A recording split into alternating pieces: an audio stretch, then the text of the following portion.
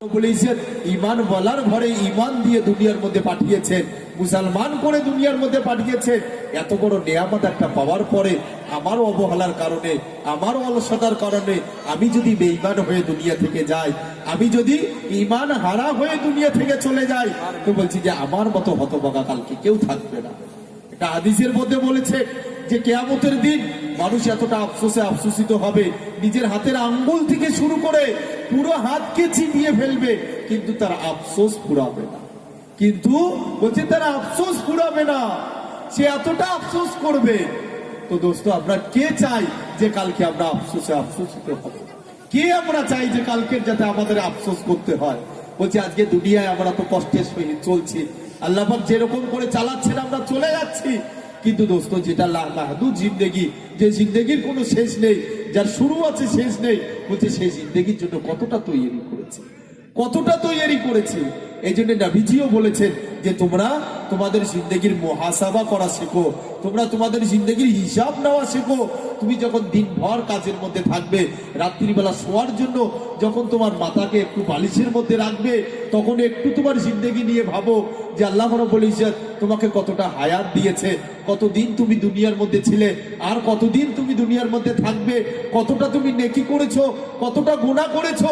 এখনই যদি তোমার হায়াত শেষ হয়ে যায়, এখনই যদি তোমার নিঃশ্বাস বন্ধ হয়ে যায়, বলছে তুমি আল্লাহর সামনে কোন মুখ নিয়ে দাঁড়াবে? একটু তোমার জিন্দেগির হিসাব নাও, একটু তোমার জিন্দেগির হিসাব নাও। বলছি তোমার জিন্দেগির তুমি যদি হিসাব নেওয়া যদি শুরু করে দাও, তো ইনশাল্লাহ সেই রাস্তা তোমাদের চলা আসান হবে, সেই রাস্তায় চলা আসান হবে। নচেত দোস্ত, বলছে এই জিন্দেগি সময় কেটে যাবে, 1 থেকে 1.5 সেকেন্ডের জিন্দেগি, এ তো দেখতে দেখতেই চলে যাবে। চাহে ঝুপড়িতে থাকি, চাহে অট্টালিকার মধ্যে থাকি, চাহে দালান বাড়িতে থাকি, আমার সময় তো কেটে যাবে। যারা খাচ্ছে তাদেরও সময় কাটছে, যারা না খেয়ে ঘুমোচ্ছে তাদেরও সময় কাটছে। ঠিক সেই রকমই একদিন দেখতে দেখতে দেখতে দেখতে এমন একটা দিন চলে আসবে যে দিন সকলেই দুনিয়ায় থাকবে, কিন্তু সেই দিন আমি থাকবো না, সেই দিন আমি থাকবো না। বলছি সেই দিন যদি আমি খালি হাতে চলে যাই। বাদশাহ সিকান্দার কত বড় বাদশাহ ছিল, আমরা সকলেই তার নাম জানি। বাদশাহ সিকান্দার কয়েকটা দেশের বাদশাহ ছিল। তিনি যখন দুনিয়া থেকে চলে যাবে, তার আগে তার উজিরকে ডেকে বলেছিল, উজির, আমি যেদিন মরে যাব, আমাকে যখন কাফন দেওয়া হবে, আমার হাত দুটো কাফনের বাইরে করে দিও, আমার হাত দুটো কাফনের বাইরে করে দিও। তো তার উজির তাকে বলেছিল যে বাদশাহ সিকান্দার, আপনি এত বড় বাদশাহ, কয়েকটা দেশের বাদশাহ, আপনি আপনার যেদিন ইন্তেকাল হয়ে যাবে, পুরো দেশের মধ্যে এলান হবে, পুরো দেশে খবর হবে, আপনাকে দেখার জন্য দেশ বিদেশ থেকে লোক আসবে। আর কাফনের বাইরে যদি আপনার হাত থাকে, তো মানুষ দেখে কি ভাববে, মানুষ দেখে কি ভাববে? তো বাদশাহ সিকান্দার সেই দিন তার উজিরকে বলেছিল, উজির, আমি মানুষকে এটাই শিক্ষা দিতে চাই যে বাদশাহ সিকান্দার এত বড় বাদশাহ ছিল, যার দুনিয়ার মালের কোনো অভাব ছিল না, দুনিয়ার খাজানার কোনো অভাব ছিল না। সে বাদশাহ সিকান্দার আজকে দুনিয়া থেকে চলে যাচ্ছে, তার দুটো হাতকে খালি নিয়ে যাচ্ছে, তার দুটো হাতকে খালি নিয়ে যাচ্ছে। সে দুনিয়ার কোনো জিনিসে নিয়ে যেতে পারছে না, দুনিয়ার কোনো সম্পদ তার সাথে যাচ্ছে না, দুনিয়ার কোনো মাল দৌলত তার সাথে যাচ্ছে না, না তার পরিবার পরিজন তার সাথে যাচ্ছে, কেউ তার সাথে যাচ্ছে না। বলছে সাদ্দাতকে কে না জানি? সাদ্দাতকে আমরা সকলে চিনি, যে সাদ্দাতকে আল্লাহ রাব্বুল ইজ্জত বাগের দুধ পান করিয়ে বড় করেছিলেন। কিন্তু সাদ্দাত বড় হয়ে আল্লাহর নাফরমানির মধ্যে চলে এসেছে। তার মউত যেদিন চলে আসে, আমরা সকলে জানি সাদ্দাতের মউত কেমন করে হয়েছিল। সাদ্দাত নিজের বানানো জান্নাত দেখার জন্য যাচ্ছিলেন, নিজের বানানো জান্নাত দেখার জন্য যাচ্ছে। তার পালিত ঘোড়ার মধ্যে সব থেকে ভালো ঘোড়ার পিঠে বসেছিল, পোশাকের মধ্যে সব থেকে ভালো দামি পোশাকটা তিনি পরেছিলেন। রাস্তা দিয়ে যাচ্ছে, রাস্তার মাঝখানটা একজন রাস্তার মধ্যে পথিক দাঁড়িয়েছিল, তার ঘোড়ার লাগাম টেনে ধরেছে আর বলেছিল, সাদ্দাত দাঁড়াও, তোমার সাথে আমার কিছু কথা আছে। সাদ্দাত বলেছিল, রাস্তার ফকির, আমার ঘোড়ার লাগামকে ছেড়ে দাও, আমি এক জায়গায় যাচ্ছি, আমি এসে তোমার সাথে কথা বলবো। মালাকুল মউত ছিল সেটা, সেজন সে মালাকুল মউত ছিল। সে বলেছিল, সাদ্দাত দাঁড়াও, তোমার সাথে কথা আছে, কথা না বলে তো তোমাকে যেতে দেওয়া যাবে না, তোমার সাথে কথা আছে, তুমি যাচ্ছ কোথায়? বলছি সাদ্দাত বলছি যে আমি আমার বানানো জান্নাত দেখার জন্য যাচ্ছি। তুমি রাস্তার একজন ভিখারি, রাস্তার একজন পথিক, তুমি আমার ঘোড়ার লাগাম টেনে ধরেছো, তোমার তো খুব সাহস দেখছি। সে রাস্তার পথিক তখন তাকে বলেছে, সাদ্দাত তোমার মাথাকে একটু নিচু করো, তোমার সাথে কথা আছে, কথাটা বলে দে। সাদ্দাত বলছি যে বলো, তোমার যা বলার তুমি ওখান থেকে বলো। তখন রাস্তার পথিক সাদ্দাতকে বলেছে যে সাদ্দাত মাথাটা নিচু করো, তোমারই লাভ, মাথাটা নিচু করো, তোমার ভালো হবে। সাদ্দাত যখন মাথাটা নিচু করে দিয়েছে, রাস্তার পথিক তার কানের মধ্যে বলে দিয়েছে যে আমি মালাকুল মউত তোমাকে নিতে এসছি, তোমাকে আর এগিয়ে যেতে দেব না, আর এগিয়ে যেতে দেব না। বলছে সাদ্দাতের ঘাম ছুটে গিয়েছিল, টপ টপ করে তার শরীর থেকে ঘাম ঝরা শুরু হয়ে গিয়েছে। মালাকুল মউতকে বলেছিল, আরজি করেছিল, অনুরোধ জানিয়েছিল যে মালাকুল মউত আমাকে একটু টাইম দাও, একটু ফুরসত দাও, আমি আমার ফ্যামিলির সাথে একটু মোলাকাত করে আসি। তারা হুড়ো করে বাড়ির থেকে বার হয়ে এসেছিলাম, তাদের সাথে ভালো করে মোলাকাত করতে পারিনি, আমাকে একটু সময় দেওয়া হোক। সেদিন মালাকুল মউত বলেছিল যে না সাদ্দাত, আর তোমাকে বাড়িতে ফিরে যাওয়ার টাইম দেওয়া হবে না। এ বলা শেষ, বলছে তার রূহকে বার করে নিয়ে মালাকুল মউত চলে গিয়েছিল। সাদ্দাতের লাশ ঘোড়ার পিঠের থেকে জমিনের মধ্যে ধাম করে পড়ে গিয়েছে, জমিনের মধ্যে পড়ে গিয়েছে। আল্লাহ পাক দেখিয়ে দিয়েছে যে ইনসান, ও আদমের সন্তান, দেখো সাদ্দাতের কতটা মাল ছিল, সাদ্দাতের কতটা মাল ছিল। দুনিয়ার কোনো তার কাছে কমি ছিল না, কারণ তার কাছে দুনিয়ার মালের কোনো কমি ছিল না, নমরুদের কাছে মালের কোনো কমি ছিল না, হামানের কাছে কোনো মালের কমি ছিল না। বলছি যে এদের কারো কাছে কোনো কমি ছিল না, কমি ছিল শুধু তাদের কাছে দিনে, তাদের কমি ছিল শুধু আল্লাহর জাতের প্রতি ইয়াকিনে। তারা আল্লাহকে আল্লাহ বলে স্বীকার করতো না, সেই জামানার নবীকে নবী বলে তারা স্বীকার করেনি, আল্লাহর হুকুম মোতাবিক চলেনি, নবীর সুন্নাত তরিকা মোতাবিক চলেনি। আল্লাহ তাদেরকে দুনিয়াতেও বেইজ্জতি করে দিয়েছে, আবাদান আবাদান জিন্দেগি তাদের জাহান্নামেরও আল্লাহ পাক ফয়সালাও করে রেখে দিয়েছে, জাহান্নামেরও ফয়সালা করে রেখে দিয়েছে। দোস্ত, আমরাও কি চাই সেই কাতারে দাঁড়াই? আমরাও কি চাই? বলছে যারা আল্লাহকে নারাজ করে দুনিয়া থেকে যাবে তাদের কাতার তো আল্লাহ রাব্বুল ইজ্জত নমরুদ, হামান, সাদ্দাত, ফেরাউন এদের লাইনে তাদেরকে দাঁড় করিয়ে দেবে, যারা আল্লাহকে নারাজ করে দুনিয়া থেকে যাবে। কেন দোস্ত আমরা বোঝার পরেও বুঝতে চাচ্ছি না?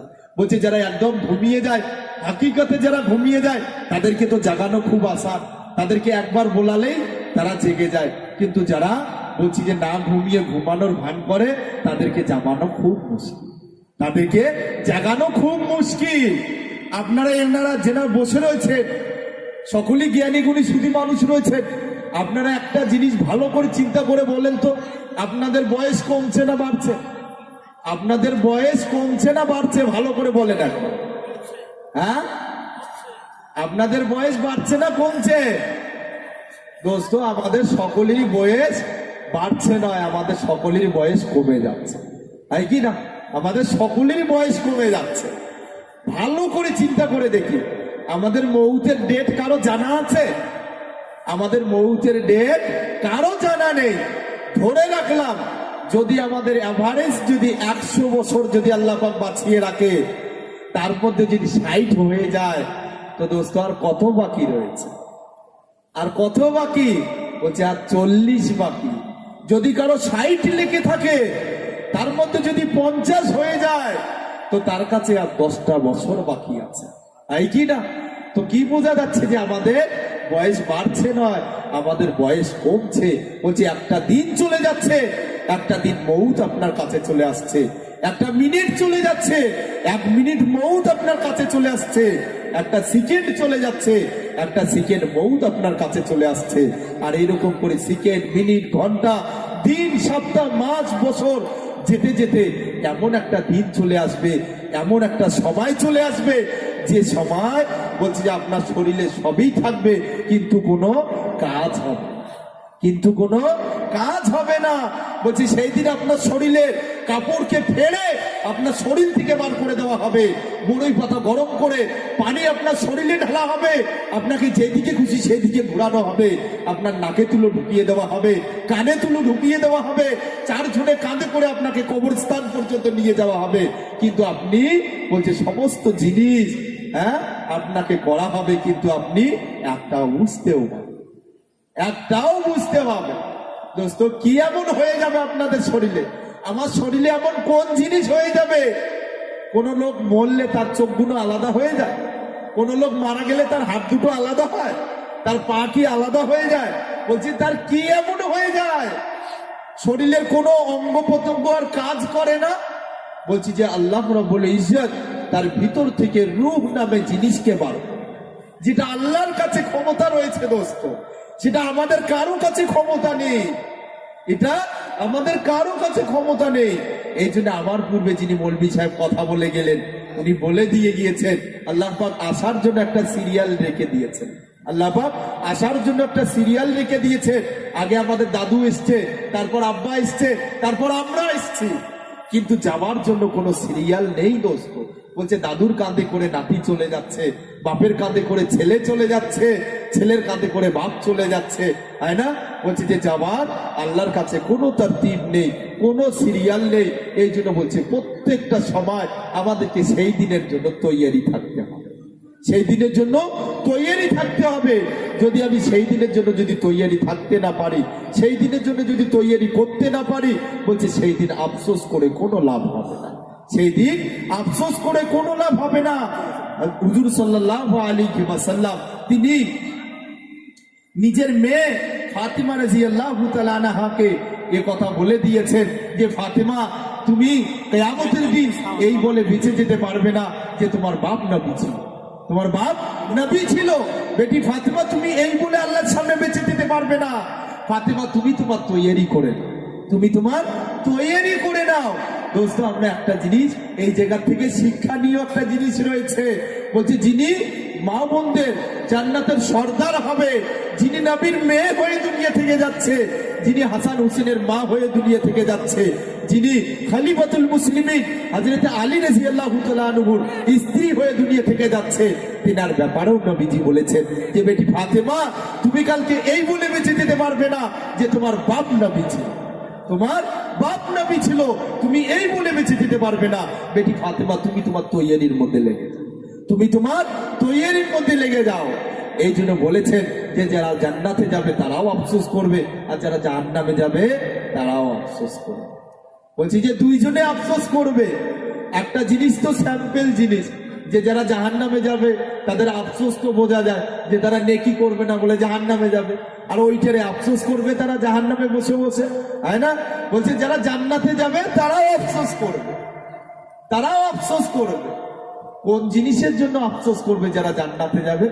বলছে যারা জান্নাতে যাবে তারা ওই সময়টার জন্য আফসোস করবে যে সময়টা দুনিয়ার মধ্যে সে গাফলাতের সাথে কাটিয়ে দিয়েছে, দুনিয়ার মধ্যে সে গাফলাতের সাথে যে সময়টাকে কাটিয়ে দিয়েছে ও সময়টার জন্য সে জান্নাতে বসে বসে আফসোস করবে। কারণ ওলামাই কেরাম বলেছেন যে জান্নাতের মধ্যে একজন নিচুর তলার জান্নাতি হবে, একজন উপর তলার জান্নাতি হবে। তো দুজনের কাছে খাদিম থাকবে, খুদ্দাম থাকবে খেদমত করার জন্য, তাদের দেখভাল করার জন্য খাদিম থাকবে। তো উপর তলার জান্নাতি একদিকে শুয়ে থাকবে, সেই দিক থেকে কারওয়াট বদলাবে, সেই দিক থেকে সে কারওয়াট ঘুরবে। তো সে নিজের কারওয়াটকে চেঞ্জ করার জন্য, বদলানোর জন্য আল্লাহ রাব্বুল ইজ্জত তার সম্মানের খাতিরে এতটা সুগন্ধি ছড়াবে, এতটা সুগন্ধি ছড়াবে যেটা নিচের তলার জান্নাতের কাছেও পৌঁছে যাবে। তো নিচের তলার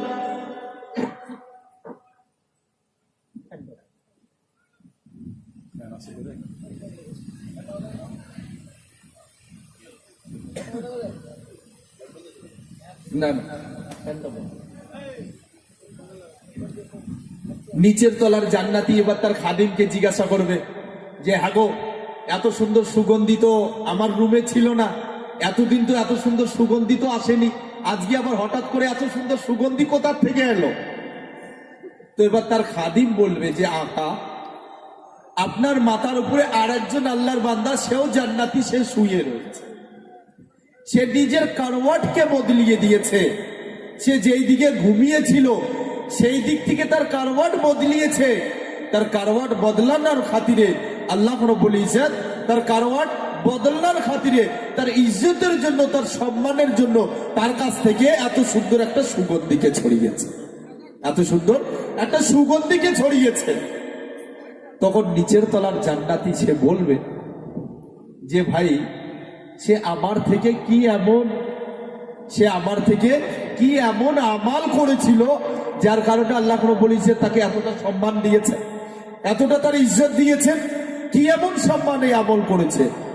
তখন তার খাদিম বলবেন যে ভাই জান্নাতি, তোমার উপর তলার জান্নাতি তোমার থেকে বেশি কোনো আমল করেনি। সে কি এমন আমল করেছিল যে দুনিয়ার মধ্যে থাকাকালী তুমি উপর তলার জান্নাতির থেকে একবার কম সুবহানাল্লাহ বলেছিলে, আর তোমার থেকে একবার বেশি সুবহানাল্লাহ ও বলেছে, যারই কারণে আল্লাহ রাব্বুল ইজ্জত তার এতটা সম্মান দিয়েছে, এতটা ইজ্জত রেখে দিয়েছে। বলছি যে একবার শুধু সুবহানাল্লাহ বেশি বলার কারণে আজকে আমরা দেখি যে আমাদের সুবহানাল্লাহ তো আমাদের জবান থেকে বার হতে চাচ্ছে না, সুবহানাল্লাহ আমাদের জবান থেকে বার হয় না, আল্লাহর জিকির আমাদের জবানে নেই। আল্লাহ নবী বলে দিয়ে গিয়েছেন যার জিকিরের দ্বারায় যার জিহ্বাকে যে মানুষ তরুতাজা রাখবে আল্লাহ রাব্বুল ইজ্জত তাকে হাসতে হাসতে কালকে জান্নাতের মধ্যে দাখিল করিয়ে দেবে। যারা নিজের জিকিরের দ্বারায় নিজের জিহ্বাকে তরুতাজা করে রাখবে আল্লাহ রাব্বুল ইজ্জত তাকে হাসতে হাসতে কালকে জান্নাতের ফয়সালা করিয়ে দেবে। এই জন্য দোস্ত, আমাদের জিন্দেগির প্রত্যেকটা সময় আমাদের জন্য খুব কিমতি, খুব দামি, কিন্তু আমরা যদি সেই সময়টাকে সঠিক কাজে লাগাতে পারি তবেই কিন্তু আমাদের জিন্দেগির সময়গুলো সঠিক কাজে লাগবে। যদি আমরা লাগাতে না পারি, এতটা বোঝার পরেও, এতটা শোনার পরেও আমরা যদি ঘুমিয়ে থাকি, এখনো যদি বোঝার পরে না বোঝার মতো যদি ভান করি, তো বলছি যে আমার মতো বোকা কিন্তু কালকে কেউকে দেখতে পাবো না। এই জন্য যারা আমরা বসে রয়েছি, যেনারা আমরা এখানে এসেছি, যারা এদিক ওদিক ঘোরাফেরা করছি, মেহেরবানি করে আপনারাও এসে বসুন। আর যারা আমরা বসে পড়েছি, আমরা সকলে মিলে পাক্কা নিয়ত করে যাবো এই জায়গা থেকে।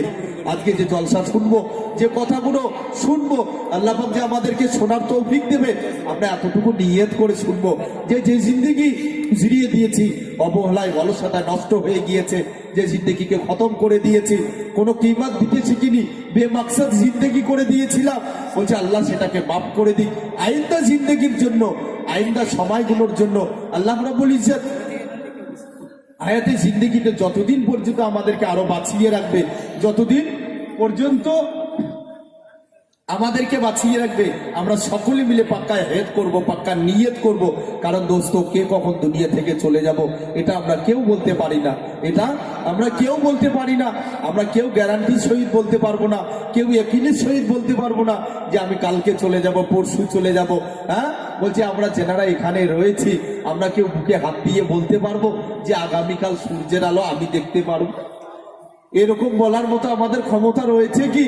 বলছি যে না দোস্ত, এরকম বলার মতো ক্ষমতা আমাদের কাছে নেই যে আগামীকাল সূর্যের আলো আমি দেখতে পারবো। যদি আল্লাহ দেখার তৌফিক দেয়, বলছে তবেই আমরা সূর্যের আলো আগামীকাল দেখতে পারবো। যদি আল্লাহ তৌফিক না দেয়, যদি আল্লাহ না চায়, বলছে আমরা কেউ কালকে সূর্যের আলো দেখতে পারবো না, এই জন্য এখনো আল্লাহ পাক হায়াতি জিন্দেগিতে বাঁচিয়ে রেখেছেন, আজকে যা দুনিয়ার মধ্যে পরিস্থিতি চলছে, যা গোটার বাজার লেগে গিয়েছে, আজকে রাস্তাঘাট চলতে ফিরতে বাজার ঘাটে, বলছি সমস্ত জায়গায় আজকে গোটার বাজার লেগে গিয়েছেন।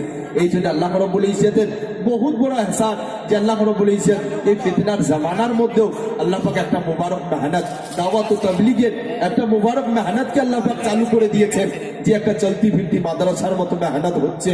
আল্লাহ রাব্বুল ইজ্জত করিয়ে দিচ্ছেন। বহুত অসংখ্য হাক্কানি ওলামায়ে কিরাম এ কাজের মধ্যে লেগে কোরবানি দিয়ে এ কাজকে নিয়ে চলছে। বহুত আওয়াম সাথীও আলহামদুলিল্লাহ এ কাজের মধ্যে জুড়ে রয়েছে। আমরাও যদি আমাদের জিন্দেগিকে যদি শুধরাতে চাই, আমরাও যদি আমাদের জিন্দেগিকে যদি সেই রাস্তায় যদি নিয়ে চলতে চাই, দোস্ত যারা এখনো পর্যন্ত এই কাজের মধ্যে লাগতে পারিনি, এখনো পর্যন্ত এই কাজের মধ্যে জুড়তে পারিনি, আপনাদের কাছে খুব করে অনুরোধ করব, আপনারাও এই কাজের মধ্যে জুড়ুন। নিজের জিন্দেগির মাকসাদকে বুঝে নিয়ে নিজের জিন্দেগি কি করে সহিভাবে চলবে, নিজের জিন্দেগিকে কি করে সহিভাবে চালাবো, আমরা সকলে মিলে এর যদি ফিকির করি, ইনশাল্লাহ দেখবো একদিন এমন হয়ে যাবে আমাদের মহল্লা আল্লাহ পাক জান্নাত মহল্লা বানিয়ে দেবে, আমাদের মহল্লা জান্নাত ওয়ালা মহল্লা বানিয়ে দেবে। যখন প্রত্যেকটা মানুষের কাছে দিন চলে আসবে, প্রত্যেকটা মানুষ যখন আল্লাহ এবং আল্লাহ রাসূলের গোলামের মধ্যে চলে আসবে, দেখবে দোস্ত দুনিয়ার মধ্যে আর বেদিনী থাকবে না, মহল্লার মধ্যে আর বেদিনী থাকবে না, মহল্লার মধ্যে কোনো কুসংস্কার জিনিস হবে না, মহল্লার মধ্যে কোনো বেদাতি কাজ হবে না, মহল্লার মধ্যে কোনো ফিতনাবাজ কাজ হবে না। তখন সমস্ত জিনিস অটোমেটিকলি আস্তে আস্তে আস্তে আস্তে আমাদের কাছ থেকে দূর হয়ে যাবে। এ তো আল্লাহর বড় হাসান যে আল্লাহ রাব্বুল ইজ্জত আপনাদের এলাকার মধ্যে এরকম একটা খুব সুন্দর বাবস্তুরাতের একটা মাদ্রাসার আল্লাহ পাক ইন্তজাম করে দিয়েছেন।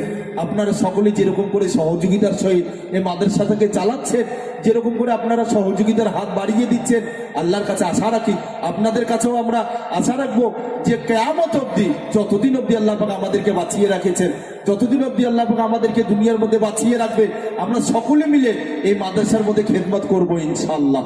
আর একটা জিনিস দোস্ত, আল্লাহ রাব্বুল ইজ্জত আমাদের যেটা জিন্দেগি গুজরিয়ে দিয়েছি অবহেলায় অলসতায়, আল্লাহ মাফ করে দিক।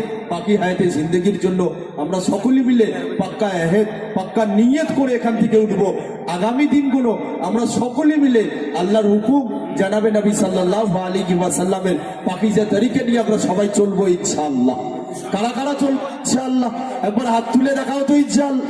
আল্লাহ পাক আমাদের সকলকে কবুল করে নিক, মউত পর্যন্ত আল্লাহর সহি দ্বীন নিয়ে আমাদের সকলকে চলার তৌফিক নসিব করুক। ওয়া আখিরি দাওয়ানা আনিল হামদুলিল্লাহি রাব্বিল আলামিন। আসসালামু আলাইকুম ওয়া রাহমাতুল্লাহ।